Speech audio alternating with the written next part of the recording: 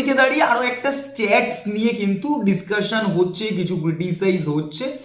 বিষয়টা হলো যে মলিনা দায়িত্ব নেওয়ার পর মোহনবাগান কোনো ম্যাচ হারিনি, এটা নিয়ে বেশ নানা জায়গায় নানা রকম স্ট্যাটস আলোচনা হচ্ছে, ক্রিটিসাইজ হচ্ছে। পুরো বিষয়টাই ভিডিওতে আমরা ক্লিয়ার করতে চলেছি।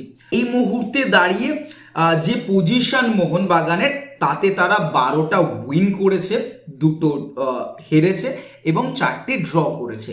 তো তোমরা অনেক জায়গায় দেখতে পাচ্ছ একটা স্ট্যাটস বেরিয়েছে যে 20 ম্যাচে 14টা জয় এবং 6টা ড্র। এই যে স্কোরটা বা এই যে স্ট্যাটসটা রয়েছে সেটা কিভাবে রয়েছে দেখো, এটা কোথাও যে পোস্ট হয়েছে যেখান থেকে আমার কাছে এসছে ইনবক্সে, এই মিস জাজমেন্ট হয়েছে হয়তো তোমাদের তরফ থেকে, বা মিসআন্ডারস্ট্যান্ডিং ক্রিয়েট হয়েছে, যারা পোস্ট করেছে তাদের থেকে কিছুটা জিনিস বাদ চলে গেছে। এই পোস্টটা হবে যে মোহনবাগান হোসে মলিনার তত্ত্বাবধানে মোহনবাগান যখন লিড নিয়ে নিয়েছে সেখান থেকে দাঁড়িয়ে 20 ম্যাচে মোহনবাগান জোসে মলিনার আন্ডারে কখনো হারিনি। তারা তার মধ্যে 14টা জয় এবং 6টা ড্র করেছে, যে ম্যাচগুলো মোহনবাগান লিড নিয়ে নিয়েছে।